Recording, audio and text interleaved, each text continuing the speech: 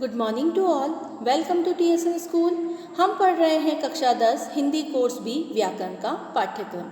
आज हम आपकी पाठ्य पुस्तक से एक नया पाठ शुरू करेंगे जिसका नाम है समास। इसके पिछले भाग में हमने समास की परिभाषा देखी। समास किसे कहते हैं?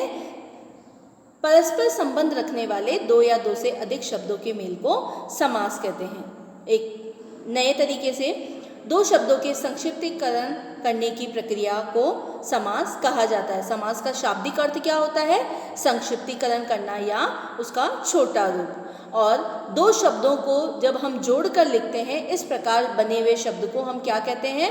समस्त पद कहते हैं। और इन्हीं समस्त पद में अगर हम कारक चिन्ह का प्रयोग कर इसके टुकड़े कर दें, इसे अलग अलग कर दें, विखंडित कर दें, तो इसी प्रक्रिया को क्या कहा जाता है? समास विग्रह कहा जाता है। और इन ये जो शब्द हैं इसका पहला शब्द पूर्व पद कहलाता है और दूसरा शब्द उत्तर पद कहलाता है। जैसे उदाहरण देखिए, डाक घर।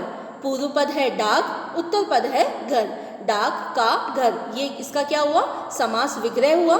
समस्त पद क्या हुआ? इसमें से कारक चिन्ह हटाकर हमने इसका समस्त पद बना दिया, डाक घर। इसके बाद हमने समास विग्रह देखा।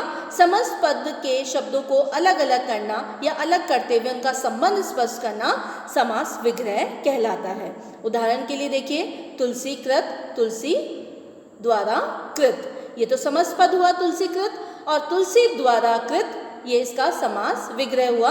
इसमें पूर्व पद है तुलसी और उत्तर पद है कृत। ऐसे ही कमल नयन, कमल नयन, कमल जैसे नयन। पूर्व पद है कमल, उत्तर पद है नयन। क्लियर हुआ? यहाँ तक हमने देखा था। इसके बाद हमने समास के 6 भेद देखे।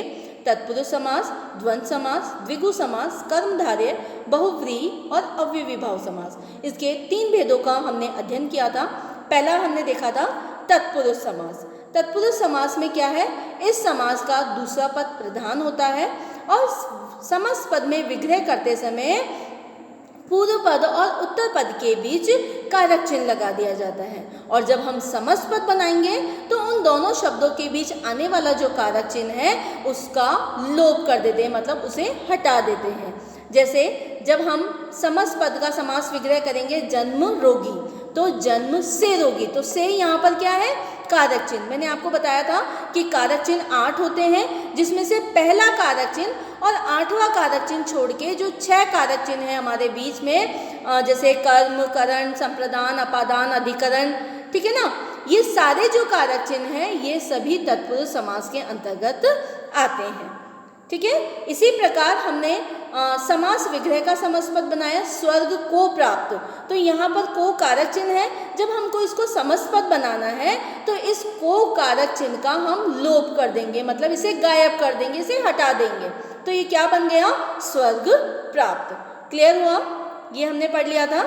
इसके बाद हम द्वंद्व समास की तरफ जाते हैं। द्वंद्व समास क्या है? इसमें पूर्व पद और उत्तर पद के बीच योजक चिन्ह लगा होता है।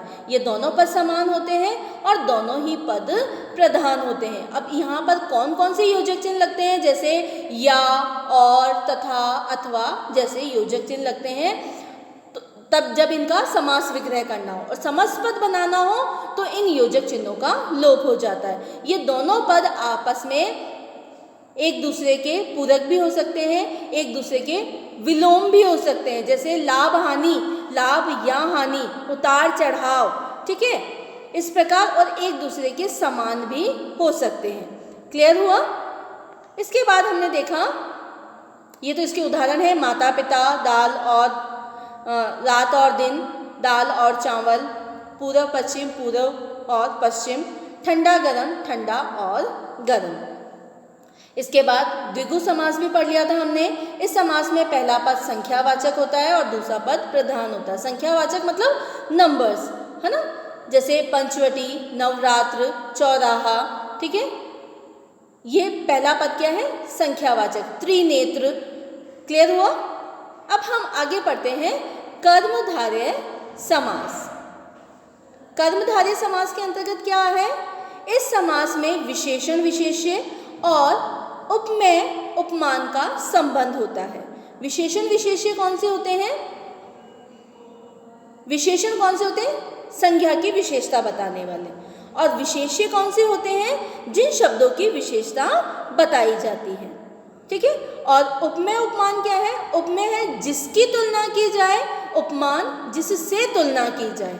उपमेय का मतलब हम ऐसे ऑब्जेक्ट, मतलब इस जिससे हम तुलना कर रहे हैं वो तो है उपमान।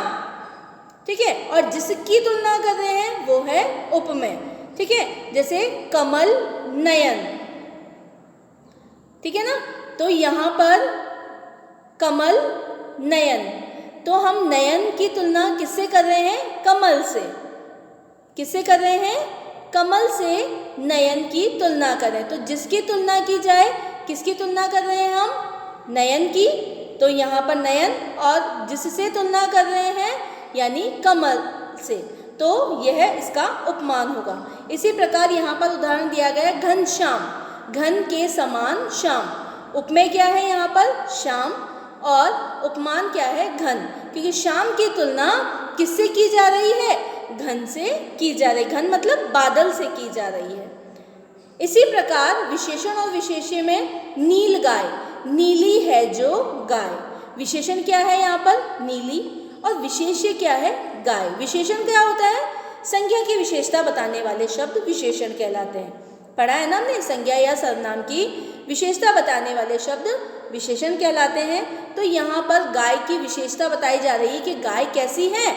नीली है ना। जिन शब्दों की विशेषता बताई जाए वो तो विशेष्य होंगे, और जिसकी विशेषता बताने, मतलब विशेषता बताने वाले शब्द विशेषण कहलाते हैं। क्लियर हुआ? कर्मधारय समास मतलब कर्मधारय का समास का और देखिए, मतलब जिस समास के दोनों पदों में विशेषण विशेष्य या उपमेय उपमान का संबंध हो तथा दोनों पद एक ही कारक विभक्ति से आए हों, वह कर्मधारय समास कहलाते हैं।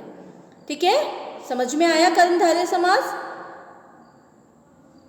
इसमें कहीं कहीं तो उपमेय उपमान का संबंध होता है तथा विग्रह करने पर रूपी शब्द का भी हम प्रयोग कर सकते हैं। इसके बाद है और उदाहरण देखिए कर्मधारय के। नीला अंबर, नीला है जो अंबर। पुरुषोत्तम, पुरुषों में उत्तम है जो। श्वेतांबर, श्वेत है जो अंबर। चंद्रमुख, चंद्र के समान मुख। मुखचंद्र, मुख रूपी चंद्र। अब यहाँ पर देखो नीला अंबर है, ये विशेषण विशेष्य है। पुरुषोत्तम, ठीक है, पुरुषोत्तम मतलब पुरुष कैसा है? उत्तम है, तो यानी यहाँ पर उपमेय उपमान है। श्वेतांबर, श्वेत अंबर, यानी ये भी विशेषण विशेष्य है। चंद्रमुख, चंद्र के समान मुख, ये क्या है? उपमेय उपमान। मुखचंद्र, मुख रूपी चंद्र, ये भी विशेषण विशेष्य है। क्लियर हुआ? इसके बाद देखिए आपका एक और भेद यहाँ पर दिया गया है, बहुव्रीहि समास। बहुव्रीहि समास के अंतर्गत इसमें कोई भी पद प्रधान नहीं होता, अपितु कोई अन्य पद प्रधान होता है। क्या कहा जा रहा है? इसमें ना तो पूर्व पद प्रधान होता है, ना ही उत्तर पद प्रधान होता है, बल्कि अर्थ करने पर किसी तीसरे पद की ओर, अन्य पद की ओर संकेत किया जाता है या अन्य पद प्रधान होता है। इस समास में दोनों पद मिलकर किसी अन्य पद की ओर संकेत करते हैं। जैसे लंबोदर, लंबा है उदर जिसका। अब लंबा या मोटा पेट किसका है? गणेश। दशानन, 10 है आनंद जिसके।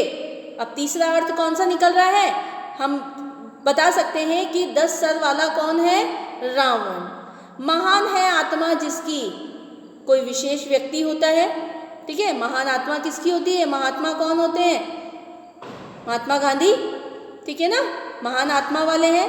चक्रधर, चक्र को धारण करने वाला अर्थात श्री कृष्ण, सुदर्शन चक्र धारण करते हैं भगवान विष्णु श्री कृष्ण।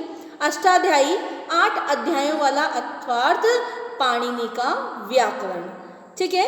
इस प्रकार से ये बहुव्रीहि समास, इसका मतलब ये है कि इसमें ना तो पहला पद प्रधान होता है, ना ही उत्तर पद प्रधान होता है। हमने अभी तक यही पढ़ा कि या तो पहला पद प्रधान है या दूसरा पद प्रधान है या फिर दोनों पद समान है। लेकिन बहुव्रीहि समास में क्या है? ना तो पहला पद प्रधान है ना ही दूसरा पद प्रधान है, बल्कि अर्थ करने पर तीसरे पद की ओर वह संकेत करता है। इसके बाद देखिए अव्ययी भाव समास। अव्ययी भाव समास में पूर्व पद अव्यव होता है। अव्यव क्या होते हैं?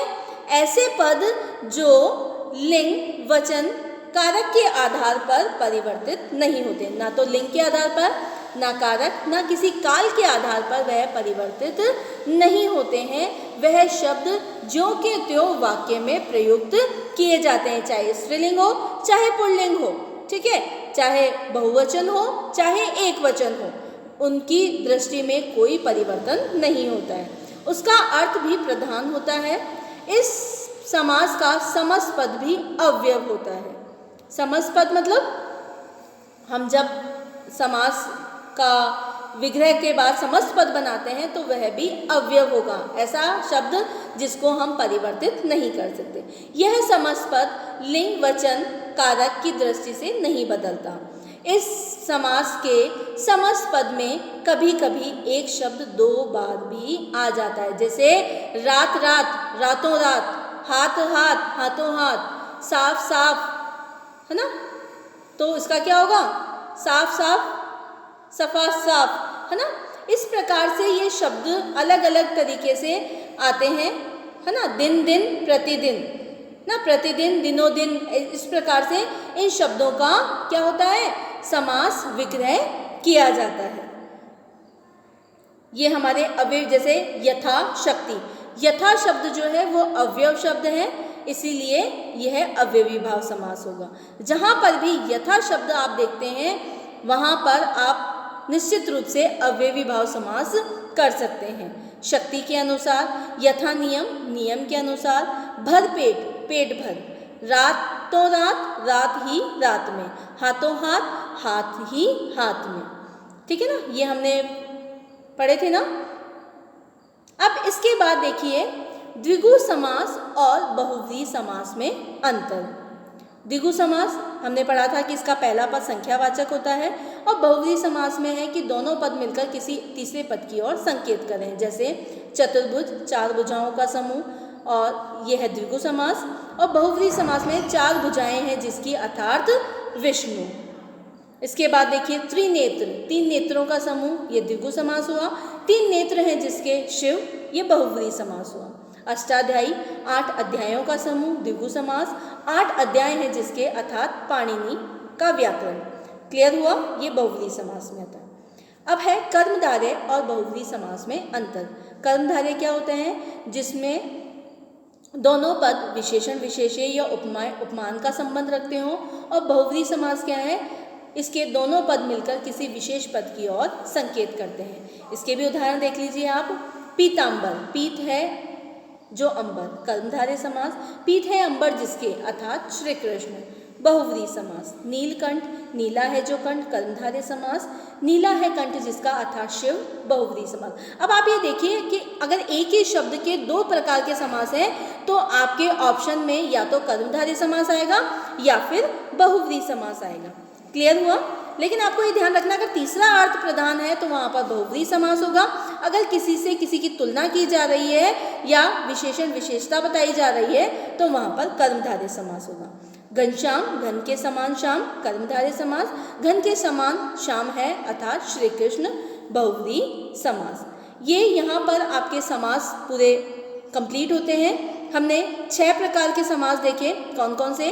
तत्पुरुष समास, ठीक है, द्विगु समास, द्वंद्व समास, कर्मधारय समास, बहुव्रीहि समास और अव्ययी भाव समास। इसके बाद हमने द्विगु और बहुव्रीहि में अंतर देखा, ठीक है, और किस में देखा? कर्मधारय और द्विगु और बहुव्रीहि में देखा, और कर्मधारय और बहुव्रीहि समास में अंतर को समझा। धन्यवाद।